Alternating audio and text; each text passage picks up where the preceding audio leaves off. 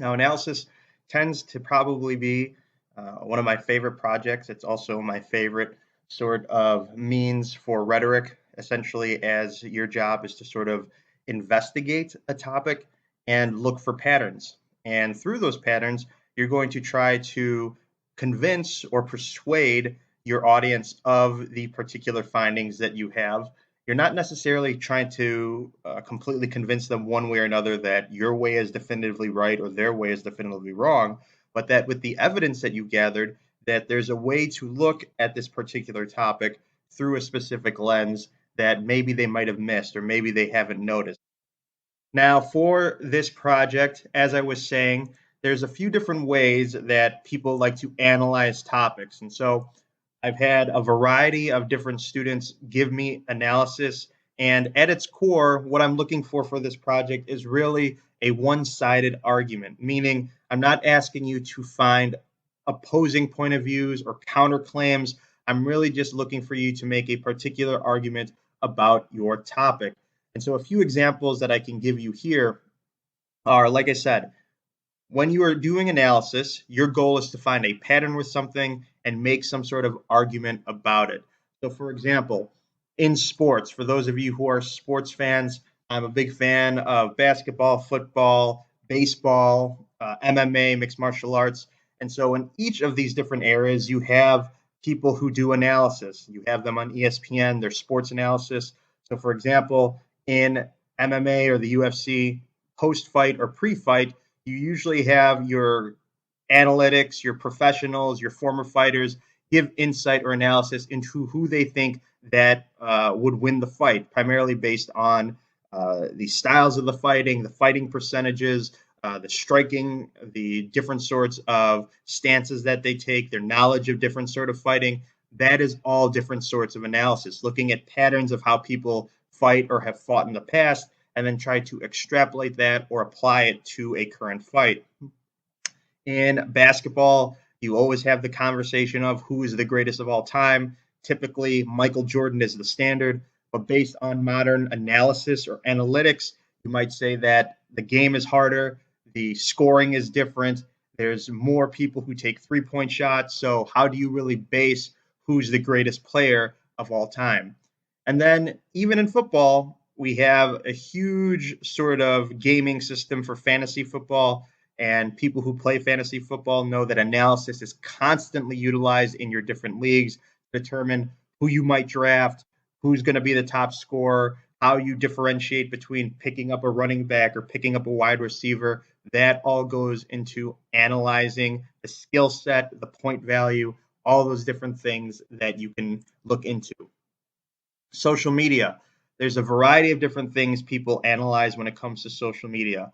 I've had students analyze different social media platforms to see which type of demographics use Facebook opposed to Instagram, opposed to TikTok, opposed to Snapchat, opposed to Twitter. I've had people do social media analysis for dating sites and analyze this particular dating site caters to these individuals, and this is a dating site that potentially finds better matches for these individuals. So your goal for this would be essentially to see how each of these sites works and operates, and then make some sort of argumentative claim to suggest Facebook is primarily designed for the group of 18 to 35-year-olds. They have over X amount of users, and they tend to be the most successful because they have a longer means of conversational posts opposed to Twitter, which is very fast paced with only a few short characters that you can utilize when making a tweet. Some current topics are protests. So I've had students who have done analysis for police brutality, for the Black Lives Matter movement. These are all current areas of discussion that you can analyze. So, for example, one student I've had has done different sort of examinations and analysis of police brutality in terms of whether they consider it to be systemic, meaning is there something wrong with the entire justice system, or is it strictly certain police precincts? Is it just isolated incidents? How can we sort of measure this and examine where the areas of problems might be? They've also looked at it from different aspects of protesting, where people have analyzed different movements: Black Lives Matter, All Lives Matter, Blue Lives Matter, and sort of addressed is this particular protest effective? Is this type of protest effective? Which type of protests tend to be the most effective, especially when it comes to making changes in our culture?